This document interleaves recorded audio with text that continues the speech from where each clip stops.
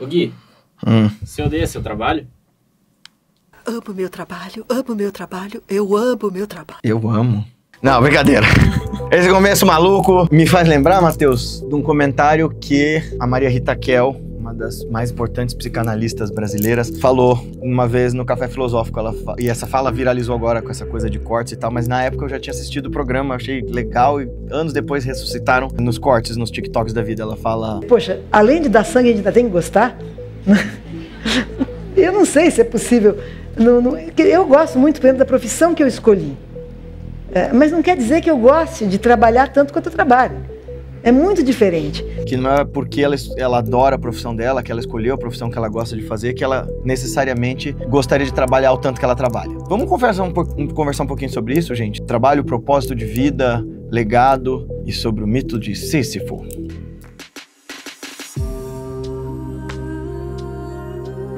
Seja bem-vindo, bem-vinda. Nosso Caravanserai, nossa pousada onde a gente conta histórias, aprende, reflete e cresce juntos. Se você puder, deixa seu like, seu comentário no comentário de alguém para fortalecer nossa sangue online. E se quiser, vem aprender a meditar conosco e sair do torturante castigo de Sísifo. Ah, se eu gosto do meu trabalho. Gosto demais. Mas vamos ouvir a história do Sísifo e ver o que a gente pensa sobre propósito, inteligência e tal.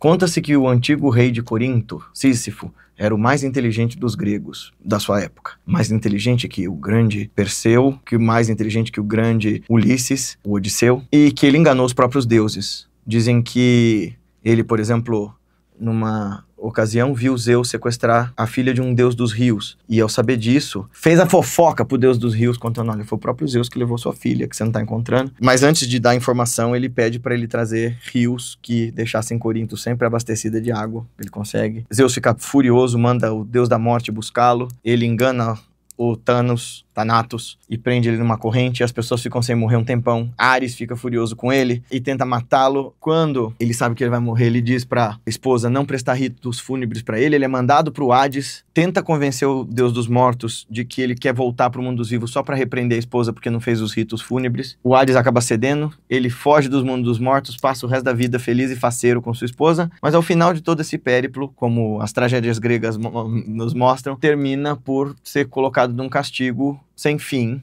um castigo eterno em que ele teria que rolar uma pedra gigantesca, montanha acima todos os dias, mas que no final da subida, devido ao cansaço, a pedra rolaria tudo de volta, morro abaixo, e ele teria começado do zero no dia seguinte. Olha, se tem uma das coisas que causa depressão, angústia, burnout e esse desespero existencial nos tempos que a gente está vivendo, é a falta de propósito e de sentido que as pessoas veem nas atividades que elas empreendem. É a falta de significado profundo, de razão ulterior que elas não enxergam nas suas atividades, nos seus trabalhos. A maior parte dos cargos que a gente ocupa nas empresas, fazendo um monte de tarefas picotadas que só farão sentido num todo organizacional do qual a gente nem se sente parte, deixa a gente com a sensação de que estamos perdendo nosso tempo de vida fazendo algo completamente inútil. E a bem da verdade é que a maior parte de nós está mesmo. Tragédia das tragédias. O capitalismo exige de nós que a gente produza coisas que a gente não obtém resultado, e a gente produz coisas para garantir que a gente ganhe um dinheiro no final do mês, que nos garanta comprar coisas e estabelecer um modo de vida que é aparentemente mais satisfatório do que o de outras sociedades que existiram até aqui. Esses dias eu vi como é que eram os banheiros públicos de Roma e pensei, obrigado capitalismo, pelo menos uma coisa eu tenho que te agradecer. Lencinho umedecido e papel higiênico realmente melhoraram muito o mundo, porque compartilhar uma esponja num pedaço de pau não tá com nada. Você não sabe disso? Depois você pesquisa. Banheiros públicos romanos, essa esponja inclusive ficava num balde com água, vinagre e sal. Não só esponja, porque sentavam um do lado do outro. Isso era o meu pesadelo, você ter que ir no banheiro junto de outra pessoa, pensa que terror. Mas, falando dos romanos, a palavra trabalho vem do latim tripalium, que é tortura. Eu gosto mais da ideia de serviço, porque no português popular, serviço parece um bico, né? Parece um trabalho irregular que você faz em troca de uns cacarecos. Porque A gente vem de uma cultura escravagista que não valoriza serviço, não valoriza a pessoa que serve, o servir. E veja, todos nós somos impelidos a servirmos uns aos outros. Nós somos seres codependentes. Do momento que a gente nasce, nós somos, vivo dizendo, a espécie mais pateta de todas. A gente não sai da nossa mãe e sai cavalgando igual pro outro, ou, sei lá, fica lá umas semanas no ninho e sai voando igual o passarinho. A gente depende dos pais durante muito tempo. Hoje em dia tem gente que estende a adolescência até os 40 anos. E a nossa história é sobre servir, sobre dar e receber, sobre essa comutualidade, essa capacidade de nos ajudarmos, né? Um dos sentidos da vida, se a gente excluísse todas as possibilidades espirituais do rolê, a coisa mais espiritual que ainda assim permaneceria é esse ato de se perceber nos olhos do outro, de ver o outro como extensão de si. A ideia de trabalhar por trabalhar, de trabalhar só para ganhar dinheiro, é gastar o seu tempo de vida, que é a coisa mais preciosa que você tem, por uma coisa que fundamentalmente talvez você odeie. É claro que soa muito hollywoodiano dizer, eu vou viver do meu sonho, quando na verdade a gente tem que comer, pagar conta, ajudar os filhos a crescer. É claro que isso é para poucos. Mas ao mesmo tempo, a gente criou uma sociedade que a gente precisa questionar, e ao questioná-la, sossega aí o facho, você de direita que tá achando que eu tô falando isso porque eu quero tacar fogo na sociedade para fazer a revolução comunista amanhã. Para mim, a revolução que eu quero chama revolução de si, e o que eu quero é moksha. Eu quero deixar para trás toda essa ladainha maluca sua, e da galera de esquerda, e da galera de centro, e da galera de cima e de baixo, e me absorver no oceano de bava. Então não enche meu saco! Estamos todos muito equilibrados hoje, né, Matheus? Sim. Gente, de novo, pelo amor de Deus. É tão chato ter que explicar isso. Sabe que isso aqui é um recurso pedagógico. Eu tô só utilizando de humor. Mas você é sem graça. Tudo bem, pode assistir outro canal. O canal do, sei lá, do Fernando Pedrosa é logo ali. Ele é certamente muito mais interessante e mais engraçado que eu. Aqui a gente tá falando de coisa séria, brincando. Se isso te incomoda, aí é problema seu, meu filho.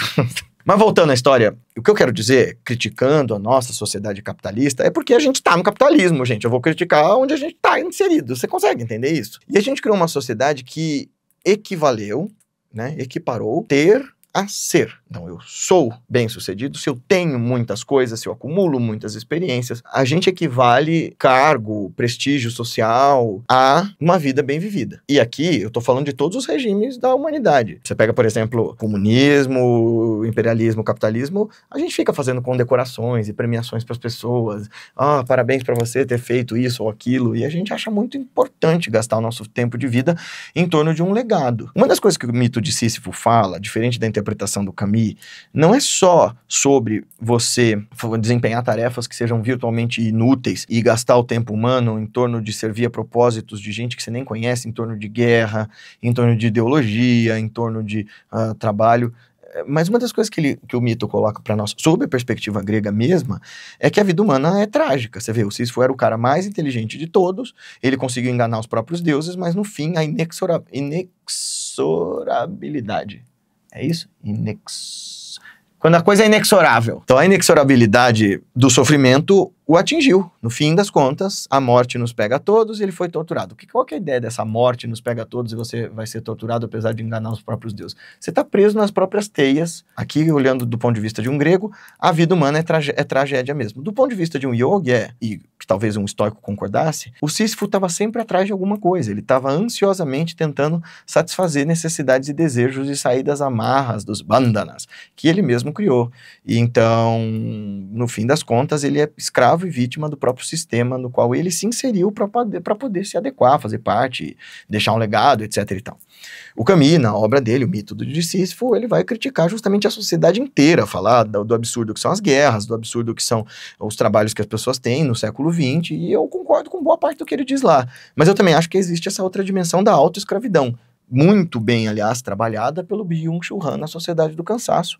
Quando ele diz para nós que essa sociedade do desempenho que a gente inventou, que é a sociedade dos coaches, a sociedade daquele maluco que quase virou prefeito, que começa a te dizer que você pode ser o que você quiser, isso é falacioso, isso é problemático, e pior ainda, equivaler felicidade genuína a posse, ou equivaler felicidade genuína a prestígio, ou equivaler felicidade genuína a acúmulo. Porque existe uma felicidade hedônica, uma felicidade imediata dos sentidos. É o Alan Wallace que usa esses termos, tá? Ele sequestra do Aristóteles, eu sei, mas funciona. Então ele fala que felicidade hedônica é aquela que você tem, com dinheiro, viagens, e isso tudo é gostoso, é bom. é lícito que você busque, mas que isso não satisfaz. Aí é a pedra do Sísifo, também, né? O dia inteiro perseguindo um jeito de chegar lá, chegar no topo, levar o seu legado ao topo, e toda hora isso rola para baixo. É muito complicado esse negócio de você ficar se medindo pela bússola dos outros, né? Então, voltando à pergunta inicial, você gosta do seu trabalho? Eu adoro o meu trabalho. Eu acho que ele deveria ser mais reconhecido do que ele de fato é. Nossa, eu já entrei em brigas fenomenais comigo mesmo por causa disso.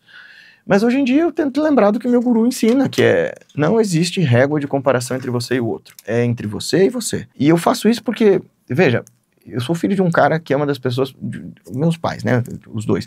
Eu sou filho de duas pessoas que estão entre as pessoas mais trabalhadoras que eu conheci na minha vida. De verdade, assim, de longe. Meu pai sempre, ele tem floricultura, empresa de decoração, assim, eu vi meu pai trabalhar, de sair de madrugada e voltar super tarde da noite a minha vida inteira. E agora tá com 54 anos. E eu sempre vi ele fazer isso. Minha mãe junto e tal. E eu sempre vi que ele se frustrava. Porque a geração dele foi prometida essa ideia de que se você se esforçar, você chega lá. Onde é lá?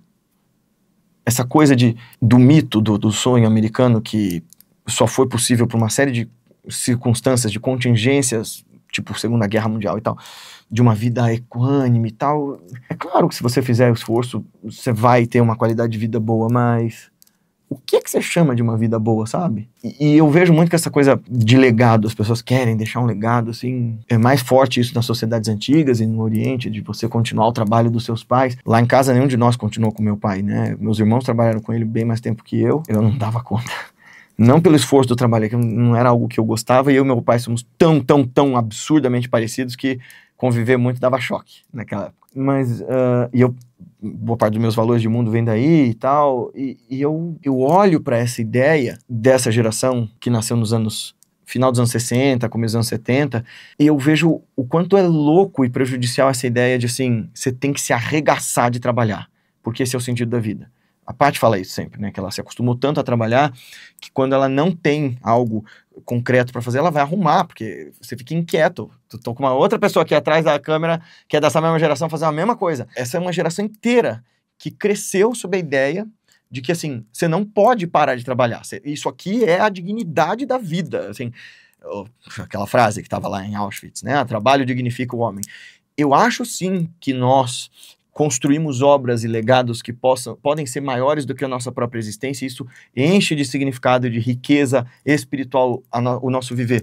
Mas essa ideia de você ser uma máquina, e você não ter tempo para descansar, e você se sentir culpado quando você não tá fazendo nada, que é o que essa geração sente, assim, tipo, se ela não tá descansando, se ela não tá exausta de trabalhar e não tá dizendo que tá ocupada, ai meu Deus, tô me sentindo culpado, parece um vagabundo, isso é problemático, porque você tá gastando o seu tempo de vida não para servir a um grande propósito, você está gastando como uma máquina. É tudo aquilo que o Gurdjieff vai falar, que eu já fiz esse vídeo aqui, falando que nós agimos como máquinas, que nós somos robotizados e lobotomizados. Todo mundo manda fazer, a gente continua fazendo. E hoje em dia é pior ainda, porque essa sociedade do desempenho não vai mais dizer que você tem um propósito a cumprir, um legado a deixar junto a uma empresa e tal. Não! Agora é tudo do indivíduo. Então você é seu próprio patrão, você é seu próprio capataz, você é o seu próprio escravo também. E daí vem o burnout, né? Porque eu me mato de trabalhar porque estão me prometendo um mundo de conto de fadas quando eu chegar lá. Eventualmente eu chego lá e descubro que não é nada disso. O Jim Carrey tem essa fala, né? Ele fala que ele gostaria que todo mundo pudesse ficar milionário uma vez na vida para descobrir que não é nada disso do que te contam. É claro, eu adoraria ficar primeiro, para poder falar, você tem razão, Jim Carrey. Mas, de fato, parece clichê, mas pra que é que você gasta o seu tempo de vida, sabe? Porque ele é irrepetível. Como é que você gasta esse tempo? Eu sou filho de um pai que reclamou, e eu vi que ele reclamava de não ter tempo de qualidade com a gente, porque comerciante trabalha de domingo a domingo, e falar, eu não tô vendo meus filhos crescer. A gente ficava ali junto com ele na floricultura e tal, mas né, ele não tinha tempo de descansar. Agora que ele tá começando a perceber a importância disso. Então, amo o meu trabalho, mas eu acho que essa ideia de legado através de uma empresa e legado através de grana que você vai deixar é tão falaciosamente perigoso. Agora vão me chamar de comunista, né? Só porque eu tô falando isso. Só porque eu tô falando pra você olhar pro seu tempo de vida e pensar como é que você quer aproveitar. Só porque eu tô falando pra você pensar se o que você tá fazendo do seu trabalho é realmente o que você queria fazer da sua vida, porque esse é o tempo de vida que você tem. Enfim, me perguntaram sobre se eu gostava do meu trabalho, e é óbvio que eu gosto, senão não estaria continuando ele. Até porque dá muito mais trabalho do que retorno. vocês sabem disso aqui, por exemplo, o YouTube e tal. A ignorância das pessoas e o ritmo alucinado neurótico que a gente tem vivido me fazem me perguntar se eu continuaria exatamente assim se as minhas circunstâncias fossem outras, sabe? E você? Deixa aí seus comentários. Esse vídeo foi mais uma reflexão livre, né, do que uma grande lição.